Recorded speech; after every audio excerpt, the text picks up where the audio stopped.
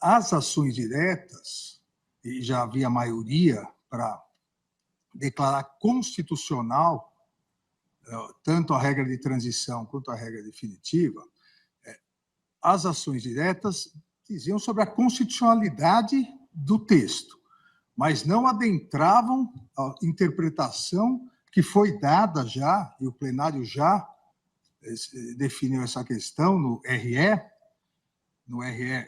1.276.977, que é o próximo da pauta, o plenário, mantendo a constitucionalidade dos dispositivos legais, fixou uma regra que permitia ao segurado não ser prejudicado pela aplicação da regra de transição. Até leio aqui o tema 1102, o segurado que implementou as condições para o benefício previdenciário após a vigência da Lei 9.876 e antes da vigência das novas regras constitucionais, introduzidas pela Emenda Constitucional 103 de 2019, tem o direito de optar pela regra definitiva, caso esta lhe seja mais favorável. Isso já havia sido definido pelo plenário, e nas ações diretas, somente Vossa Excelência, salvo engano, e o ministro Gilmar fizeram uma ressalva de que, uma vez julgado as ações diretas, não haveria possibilidade de discussão sobre essa possibilidade da opção pela regra mais favorável. Então, acho que é importante esse plenário também definir se será possível, e durante os votos cada um, obviamente, vai se manifestar sobre isso, é possível agora, nas ações diretas, nós revermos uma decisão já dada no recurso extraordinário. E, obviamente, isso é importante, a fim de se garantir a segurança jurídica, porque daquela decisão do recurso extraordinário que fixou uma tese de repercussão geral para esse momento hoje em que analisaremos a ADI, houve mudança significativa do plenário. Então, obviamente, se isso poderá ser rediscutido via ADI, o que foi discutido no RE. Então, eu só quis fazer essa observação a partir do relatado por Vossa Excelência, porque essa é a questão mais importante que nós vamos discutir hoje. Todas as outras questões, ninguém tem dúvida sobre a constitucionalidade. Ministro Zanin, por favor. Obrigado. Ministro Alexandre. Só para lembrar que o recurso extraordinário não transitou em julgado. Existe embargos de declaração, de forma que ali não há uma decisão também definitiva. Então, só para complementar com essa observação. Exato. Tanto que na pauta seguinte seriam os embargos de declaração, mas a grande questão é se na ADI nós vamos poder rever o mérito julgado. O que já foi julgado, o mérito. Lá somente seria uma omissão, contradição, no caso de embargos.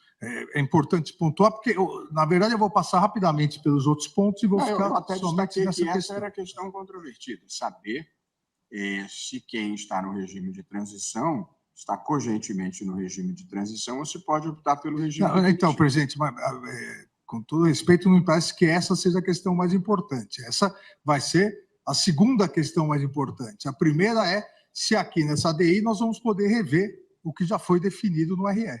Aí, como observou o ministro Zanin, a questão no RE ainda está em aberto. O mérito não, só os embargos. Sim, os embargos, mas os embargos de declaração reabrem. Então, para deixarmos bem claro, que se houver uma revisão, nós acabamos revendo uma decisão já dada por um plenário, por outro plenário, só para pontuar essa questão. Eu acho que nós podemos até ter, não quero falar do caso, porque, obviamente, nós temos vários precedentes nessa situação em que, paralelamente, circulam ou tramitam ADIs e RS, podemos ter uma situação, claro que a decisão no controle concentrado é dotada de efeito vinculante e eficácia erga omnes.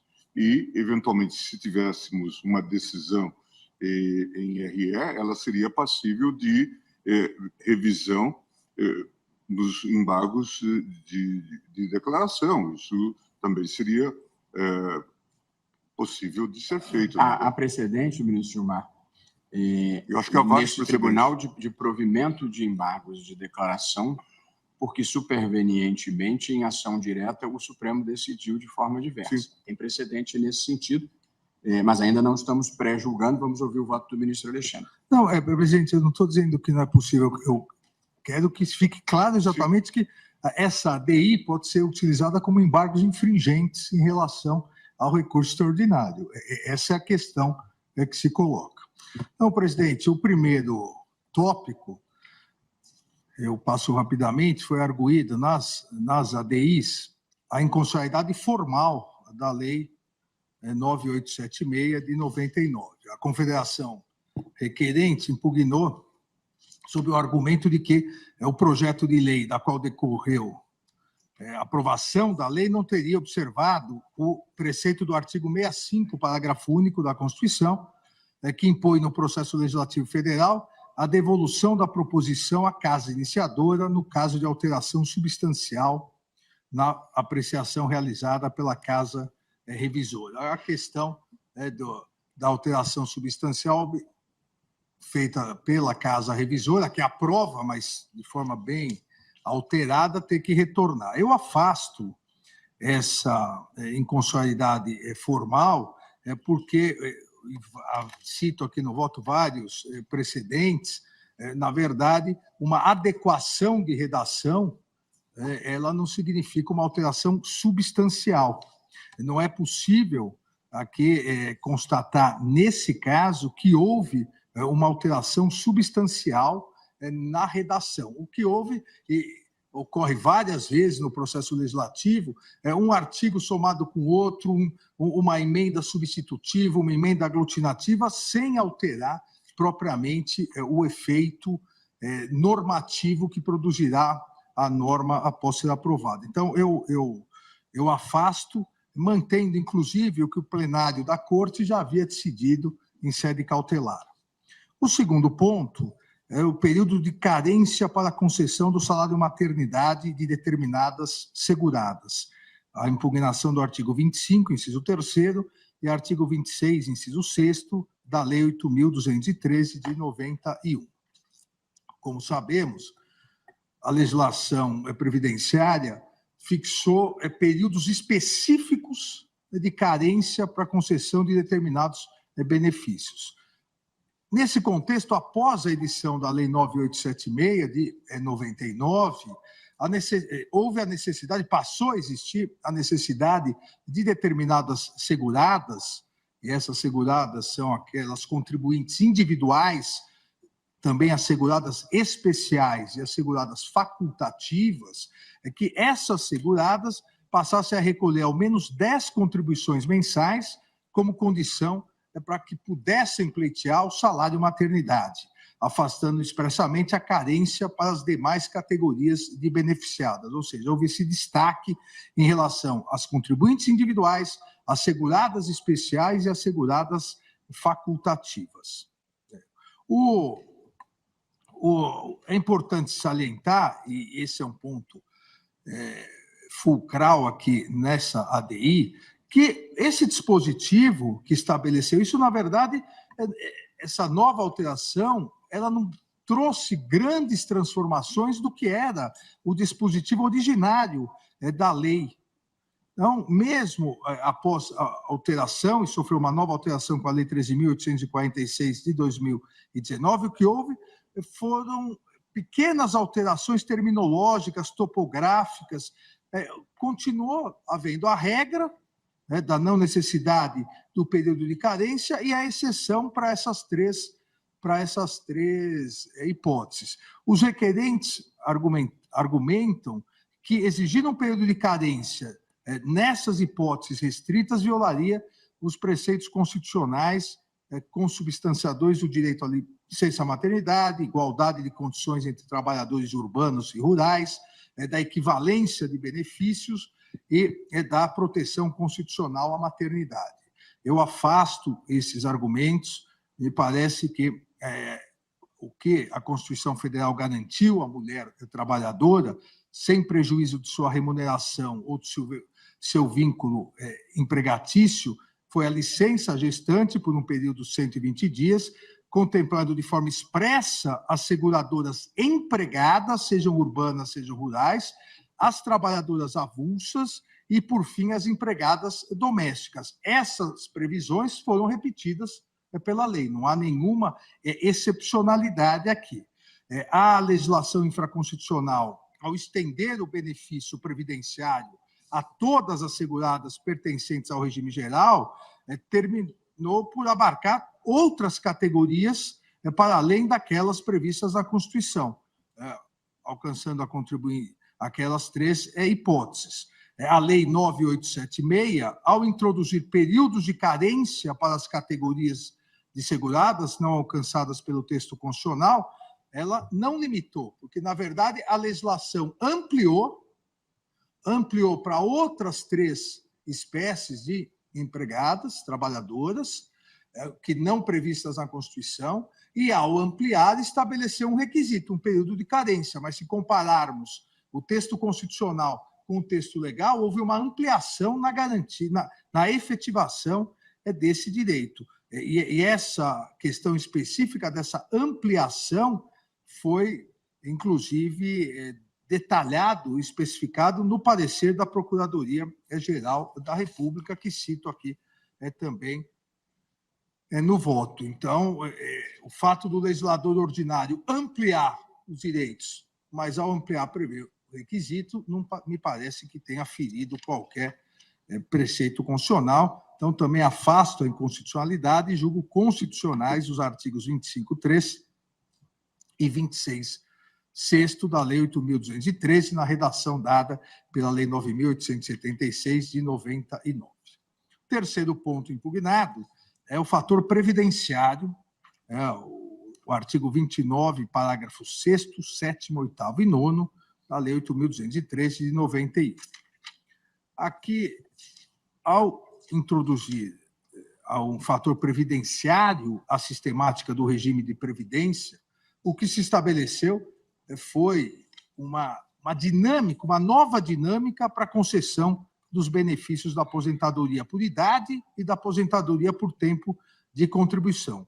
Se dilatou o tempo de permanência em atividade exigido dos segurados, como contraponto a uma ausência de idade mínima para a obtenção desses benefícios. Então, aquelas hipóteses onde não há uma idade mínima, se estendeu o tempo de permanência em atividade. A reforma inicialmente promovida pela Lei 9876, a Lei de Benefícios, incorporou, entre outras, as seguintes modificações.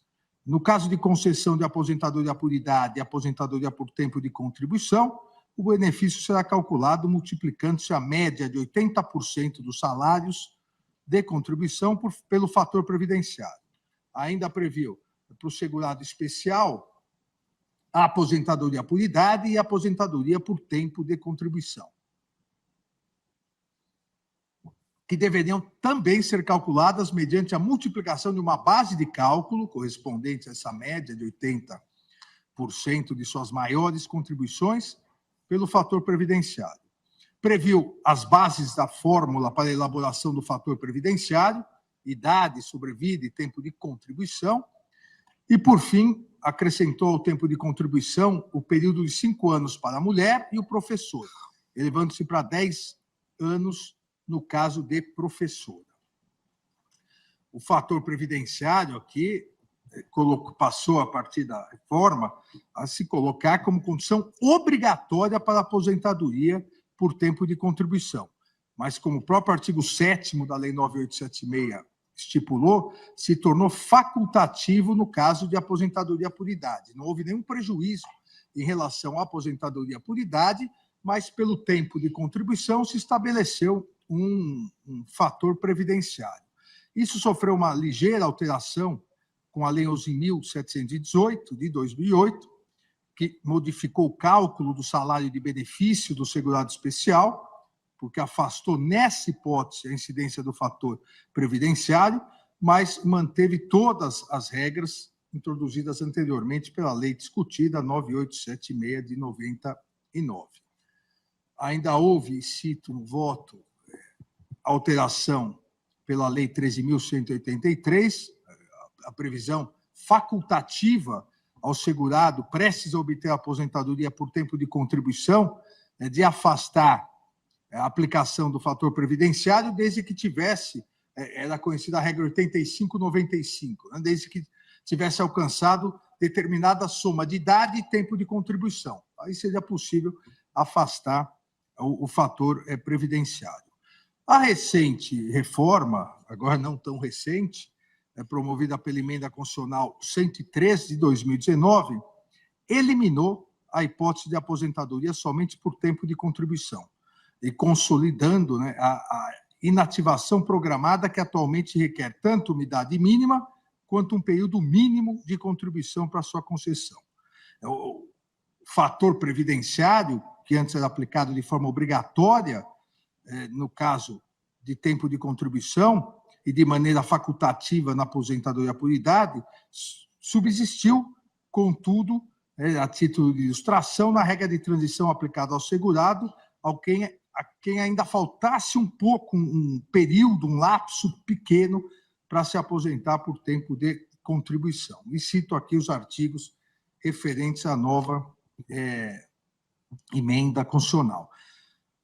Em síntese, os autores de ambas as ações, o que argumentam é que a sistemática de cálculo introduzida pelo fator previdenciário acabaria por mesclar critérios distintos para a concessão de aposentadoria, violando a vedação de requisitos diferenciados para sua concessão e ofendendo o direito à atualização dos salários de contribuição para o cálculo do benefício, além de promover retrocesso social.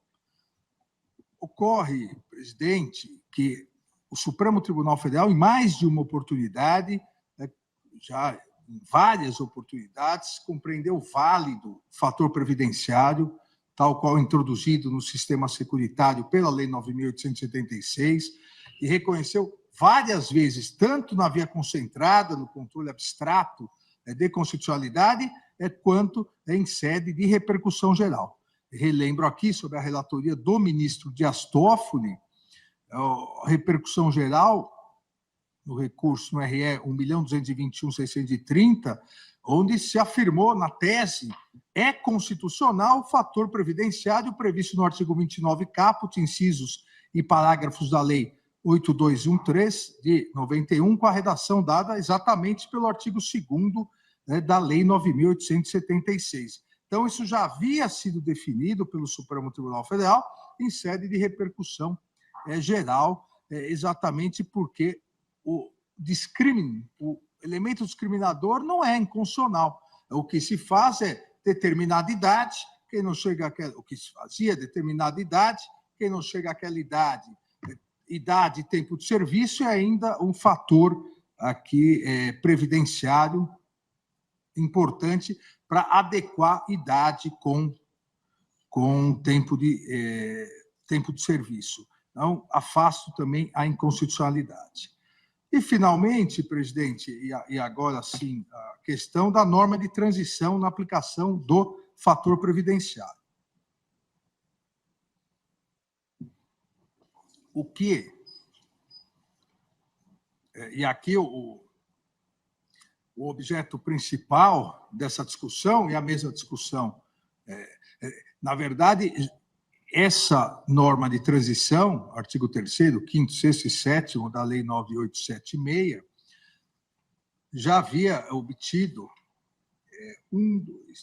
5 votos pela constitucionalidade, na verdade, 7 votos pela constitucionalidade, realmente não há inconstitucionalidade, seja na regra definitiva, seja na regra de transição, e dos 7 votos, somente 2, de Vossa Excelência do ministro Gilmar Mendes, acabaram também analisando e assentando que a declaração de constitucionalidade, especificamente do artigo 3º, obstaria a possibilidade de afastar a regra de transição, inclusive nas hipóteses tratadas no recurso extraordinário. Então, a questão a regra de transição é constitucional.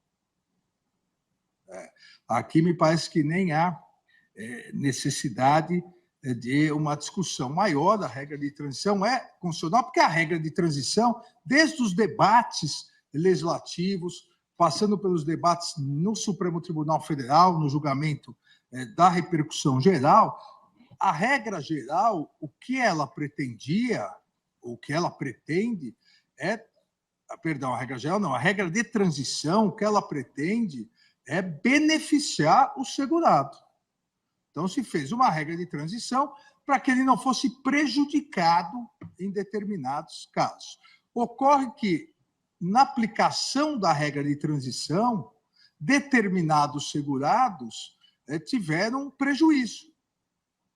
E a questão que se coloca, inclusive em relação à constitucionalidade, é se esses que tiveram prejuízo, eles poderiam optar pela regra geral, pela regra definitiva. Então, olha, a regra de transição foi feita para que eu não sofresse um prejuízo. Só que, no meu caso específico, a aplicação dessa regra de transição me prejudicou. Eu opto, então, para regra geral.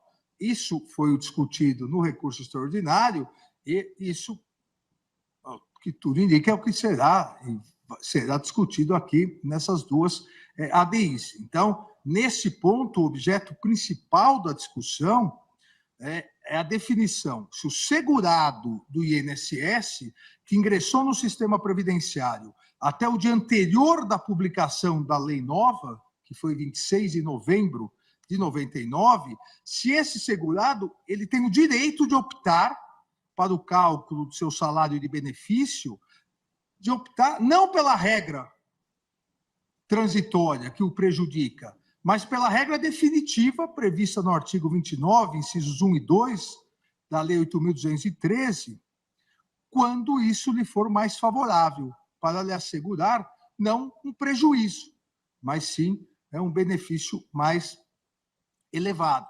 Não há aqui a discussão de se mesclar regras. Essa situação de determinado segurado, vamos aplicar uma parte da lei anterior, outra da lei atual. Não. A nova lei trouxe a regra que vale para todos, permanente, e uma excepcionalidade, que era a regra de transição, para, repito, evitar prejuízos aos segurados que estavam na transição. Ao se aplicar essa transição, ficou constatado que alguns que deveriam ser beneficiados foram prejudicados. O que eles pedem? E o que pede, a meu ver, a interpretação aqui conforme a Constituição do artigo 3º.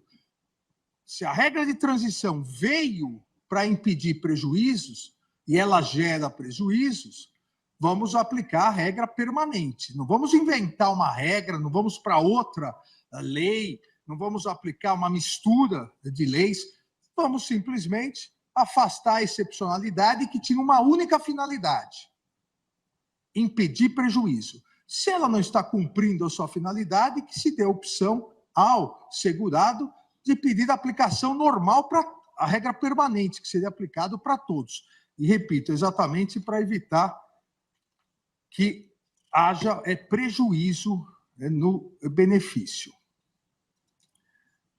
Dessa forma, presidente, para aqueles todos filiados no regime geral de previdência social até a data da publicação da lei, e repito, 26 de novembro de 99, criou-se uma regra de transição para excluir do cálculo do benefício os salários de contribuição anteriores a julho de 94. E por que o legislador fez isso? E as discussões legislativas todas. Porque no cálculo se pretendia evitar que aqueles salários de contribuição anteriores a julho de 95, ou seja, 5 anos e meio antes da aprovação da lei, a ideia é que esses salários iriam atrapalhar a média, porque eram salários defasados. Então, a regra de transição afasta para não gerar um prejuízo tão grande ao segurado. Só que, em algumas hipóteses, como eu disse, se contar a regra geral, não afastando esses salários de contribuição anteriores a julho de 94, em algumas hipóteses, isso mantém um benefício melhor. Em outras palavras, Se o legislador tivesse estabelecido só uma regra, a regra permanente, inúmeros segurados teriam sido beneficiados. Beneficiados não. Inúmeros segurados não teriam sido prejudicados. Agora, o legislador quis ajudar, só que ao tentar ajudar, todos prejudicou muitos. Se extirpássemos a regra de transição, esses muitos teriam o mesmo tratamento. Eu faço questão de insistir nisso, porque eles não estão pedindo um tratamento especial, o mesmo tratamento de todos os demais. Excelência, me concede uma parte, ministro Alexandre. Estamos todos aqui acompanhando atentamente o voto de Vossa Excelência, e é uma matéria que demanda essa minudência percussiente. Se bem depreendi, Vossa Excelência está a dizer que não há aplicação concomitante das duas regras, há uma possibilidade de escolha diante da situação que se apresentar por parte do segurado. É disso que... Exatamente. Não se misturam critérios, não se misturam regras. Aqueles segurados que para aqueles segurados, né, que até a data já eram filiados até 99, novembro de 99, qual foi o pensamento do legislador? Eles já estão segurados. Daqui para frente, é uma regra permanente. Mas e esses todos? Se nós aplicarmos essa regra, eles serão prejudicados. Então, vamos excluir, pegar 5 anos, vamos excluir os salários de contribuição que é antes de 94, porque aí eles não serão prejudicados, mas houve o prejuízo. Então, qual é a proposta da interpretação? Que é exatamente o que ocorreu no RE, na repercussão geral. O segurado deve ter a opção de falar, não, eu quero a aplicação da regra geral. Quer dizer, ele não vai pedir uma outra norma, uma interpretação de A com B, não. Eu agradeço, em outras palavras, eu agradeço o que o legislador fez por mim para melhorar minha situação, só que eu quero ser tratado igual todo mundo. Eu quero ser tratado igual todo mundo. Eu quero a regra geral de todos os salários de contribuição, porque aí ele não é prejudicado. Exatamente isso. Não há mistura de regras. Não se mistura a regra permanente com a regra transitória. Agradeço, Vossa Excelência. Mas aqui, obviamente, para aqueles que ingressaram no sistema pós-99, aí a regra, não há opção, aí a regra sempre, a regra permanente. Mais recentemente, a reforma da Previdência, né, já citada emenda constitucional 103, de 12/11/2019, estabeleceu que esse limite fixado em julho de 94, que era a regra transitória, passasse a ser regra permanente até que a lei disciplinasse a matéria. E cito aqui o artigo 26. Na exposição de motivos do projeto de lei 1527, 99, convertido na lei 9.876, também de 99, a que estamos discutindo, esclareceu, veja, ministro Fachin, o porquê dessa exclusão antes de 94. A exposição de motivos fez questão de esclarecer que a intenção da regra de transição, ao excluir as contribuições anteriores a julho de 94, a intenção era preservar o valor das aposentadorias dos efeitos deletérios dos altos índices de inflação do período anterior a tal marco. Então, uma bondade que acabou virando uma maldade em muitos casos, não em todos os casos, mas, e no meu voto na repercussão geral, eu demonstrei uma bondade que se pretendia ao afastar os salários de contribuição antes de 94, em virtude da alta inflação, uma bondade que, para os casos onde o valor da aposentadoria é menor, essa bondade virou maldade. Para os valores maiores, todos os valores maiores dos segurados, eles optam pela regra de transição. Os valores menores, até 1.300, os valores menores que foram prejudicados. Porque o legislador, ele fez na média, ele contou na média. E na média, realmente, presidente, na média, a regra de transição seria boa para todos. Na hora que aplicou no mundo real, os valores mais altos dos segurados optaram não porque não havia possibilidade de opção, mas foram beneficiados realmente, os valores mais baixos não. Então, o que eles pretendem é, me aplique, a bondade não serviu, me aplique a regra geral, me aplique a maldade geral, vamos dizer assim. Por favor, ministro. Peço desculpas a Vossa Excelência, me dispares, mas, portanto, depreendendo que Vossa Excelência está sustentando que não há contradição entre o que a maioria lançou o voto no recurso extraordinário e a matéria que é objeto dessas ADIs. Portanto, lá nada arrasta a compreensão para o julgamento dessas ações. Exatamente. No momento inicial, nada, porque na ADI, o que foi pedido, o que estamos julgando é a regra de transição é constitucional, especificamente o artigo 3º, e já a grande maioria já tinha dito, é constitucional. Na repercussão geral, nós, por maioria, 6-5, dissemos, na verdade, os 11 disseram, o artigo 3º é constitucional. Exatamente da mesma maneira que estamos a fazer aqui. Só que, dissemos, a regra de transição é constitucional, mas, quando a regra de transição não for benéfica, na verdade, quando a regra de transição prejudicar o segurado, ele tem a opção pela permanente. Não retira a constitucionalidade da regra de transição. Porque, eu volto aqui a insistir, a exposição de motivos e toda a discussão no processo legislativo, tanto a exposição de motivo quanto a discussão, foram muito claras em dizer, antes de 94, antes de julho de 94, a inflação era muito grande.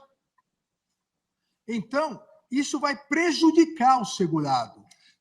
Vamos excluir, como realmente, eu volto a dizer, prejudicaria os valores mais altos dos segurados. Mas os valores menores, eles foram prejudicados pela regra de transição. Em outras palavras, era melhor ter deixado, principalmente para aqueles que mais necessitam, era melhor ter deixado só uma regra, a regra permanente, porque aí não haveria tratamentos diferenciados e prejuízo. E eu cito aqui expressamente a exposição de motivos que diz, uma das mudanças mais importantes introduzidas, aqui é a exposição de motivos, uma das mudanças mais importantes introduzidas pelo projeto de lei refere-se à ampliação do período de contribuição computado para efeito de cálculo do valor de benefícios. Propõe-se que ele cubra o período decorrido desde julho de 94 até o momento da aposentadoria, para os que se aposentarem a partir da promulgação desse projeto de lei. E aqui o importante. O referido período de contribuição será progressivamente ampliado até abranger toda a trajetória salarial dos futuros aposentados. O período arbitrado, inicialmente, coincide com um período de reduzidos níveis de inflação, como o Plano Real, o que permite minimizar eventuais distorções causadas pelo processo inflacionário nos rendimentos dos trabalhadores. Essa era a ideia. Essa foi a ratio do legislador para a regra de transição. Então, se isso, mesmo com isso, acaba prejudicando, e repito, prejudicando as aposentadorias de menor valor, a interpretação, conforme a Constituição, deve se dar no sentido de que, para esses, é possível a opção pelo regime geral. Eles não querem de maneira alguma um benefício, uma excepcionalidade. Eles só querem ser tratados igual todos os demais que se aposentaram a partir de novembro de 99. Esse é o pedido. Essa é a discussão. Cito ainda outros trechos, que não vou cansá-los aqui, mas a exposição de motivos repete que essa medida de exclusão para aqueles já aposentados, essa medida de exclusão dos períodos anteriores ao Plano Real, a 94, veja, é uma medida com forte conteúdo de justiça social. Não é possível uma medida de justiça social prejudicar exatamente aqueles segurados que têm os valores menores de aposentadoria. E, repito, não foi aqui, não foi, eu brinquei de uma maldade, uma bondade que virou uma maldade. Na verdade, o erro de cálculo foi que o legislador, ao estabelecer, ele pegou a média. E, ao pegar a média, todos seriam beneficiados. Só que foram beneficiados aqueles da média para cima. Os da média para baixo, as menores aposentadorias, acabaram sendo prejudicadas. Ao analisar, porque esse assunto é de 99, então é antigo, ao analisar as leis supramencionadas, 99, as alterações, a jurisprudência do Superior Tribunal de Justiça entendia não ser possível aos que se filiaram ao regime anterior, antes da edição de 99, optar pela regra definitiva. Ou seja, essa opção o STJ entendia não ser possível no início. Mas o próprio Superior Tribunal de Justiça, a partir do julgamento no recurso especial pela sistemática dos recursos repetitivos, exatamente que deu origem ao acórdão recorrido na nossa repercussão geral, o próprio STJ, repito, em recurso especial, já na sistemática dos recursos repetitivos, revendo os precedentes anteriores, ressaltou a necessidade de interpretar-se a regra de transição de forma mais consentânea com o objetivo que orientou o legislador. Eu repito, como disse, lendo a exposição de motivos, uma regra de justiça social e a ideia de beneficiar o segurado expurgando o período pré-plano real, porque os índices inflacionários eram muito grandes. E o STJ, a partir disso, fixou exatamente que, na pior, abre aspas, na pior das hipóteses, a norma transitória não se aplica aos segurados antigos quando implicar tratá-los de modo pior do que o novo segurado. Se a regra de transição veio exatamente para impedir que ele fosse tratado de forma pior, veio beneficiá-lo, se a aplicação prática dessa regra acaba piorando a sua condição, não será possível, e a partir disso, o STJ definiu a matéria em termos infraconstitucionais, e esse recurso é o nosso recurso extraordinário à repercussão geral julgada e a partir da interpretação do artigo 3º. A partir, então, dessa leitura que fiz, 2 trechos somente, da exposição de motivos do projeto que originou a Lei 9.876, dos vários argumentos do acórdão do STJ, analisando essa questão da justiça social, da igualdade, da segurança jurídica, da vedação ao retrocesso, da impossibilidade daquele, porque isso também é muito importante, aquele que já tinha o direito adquirido à aposentadoria, já vinha recebendo a sua aposentadoria. Vem uma reforma, e sabemos todos da necessidade para que o INSS não quebre, o sistema de seguridade não quebre, da necessidade de reformas, mas aquele que já tinha a sua aposentadoria garantida.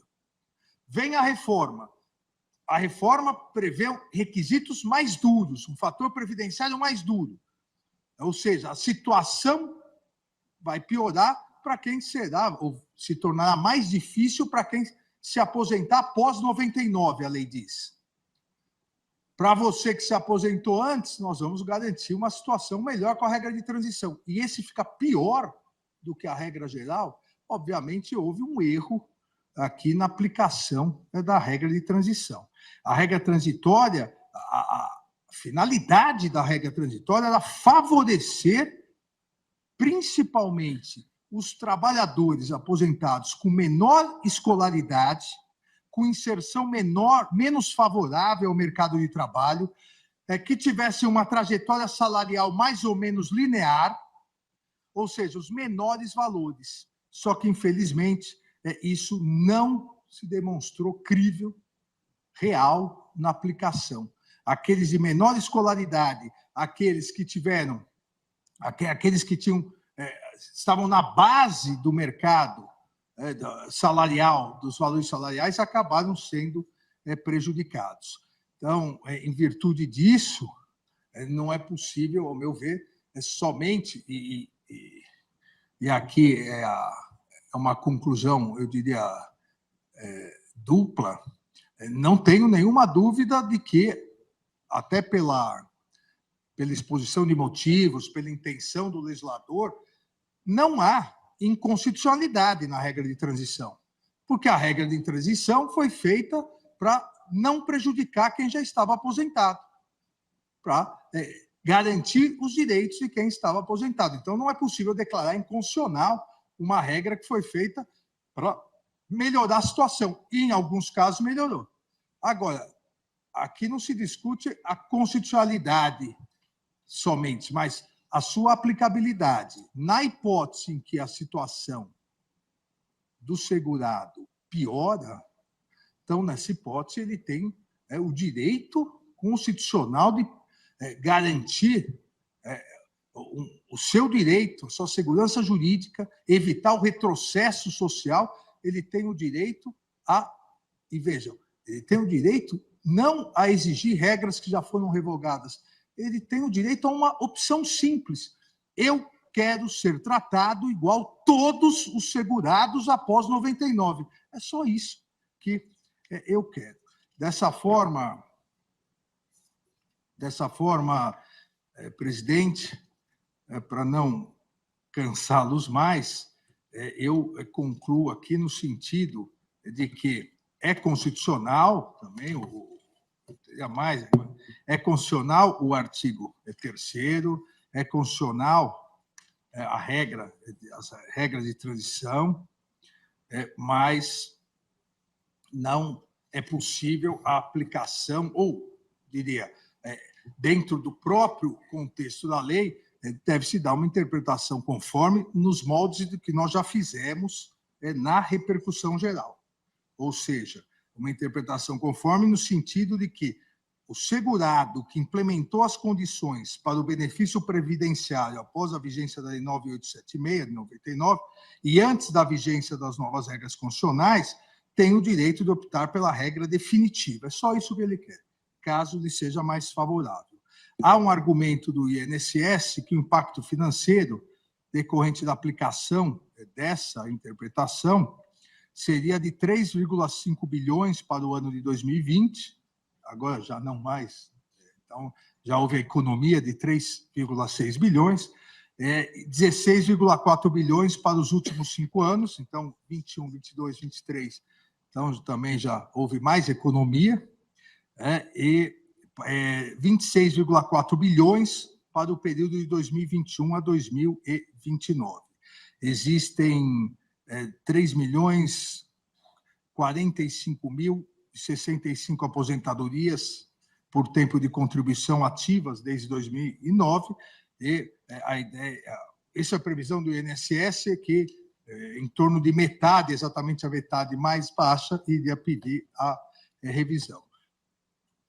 Em que pese os argumentos econômicos, aqui parece que é um ferimento gravíssimo ao direito de igualdade, à preservação da segurança jurídica, e o que se pretende é tão somente que se realize opção, porque os critérios definidos foram pelo legislador. O legislador estabeleceu. Então, o legislador deve, se ele estabeleceu, o impacto gerado é o impacto do próprio legislador ao estabelecer a regra definitiva. O impacto seria muito maior se o legislador tivesse acertado, porque a regra de transição, o impacto seria maior ainda. O que houve realmente foi um erro na aplicação. Então, presidente, em resumo, aqui no dispositivo, eu julgo improcedente as ações diretas de inconstitucionalidade, tanto a 2111 e a 2110, 111, aí acompanhando o relator, ministro Nunes Marques, ele julgou improcedentes também, de modo a declarar a constitucionalidade dos artigos 3º, 5º, 6º, 7º e 9º da Lei 9.876, bem como dos artigos 25, 26, 29 e 67 da Lei 8.213, de 91, na redação que lhes foi conferida pela Lei 9.876, em relação ao artigo 3º, com essa interpretação conforme de que o segurado que implementou as condições para o benefício previdenciário após a vigência da Lei 9.876 e antes da vigência das novas regras constitucionais introduzidas pela Emenda 103/2019, tem o direito de optar pela regra definitiva, caso essa lhe seja mais favorável. É exatamente o texto aprovado pelo plenário na repercussão geral. Obrigado, presidente.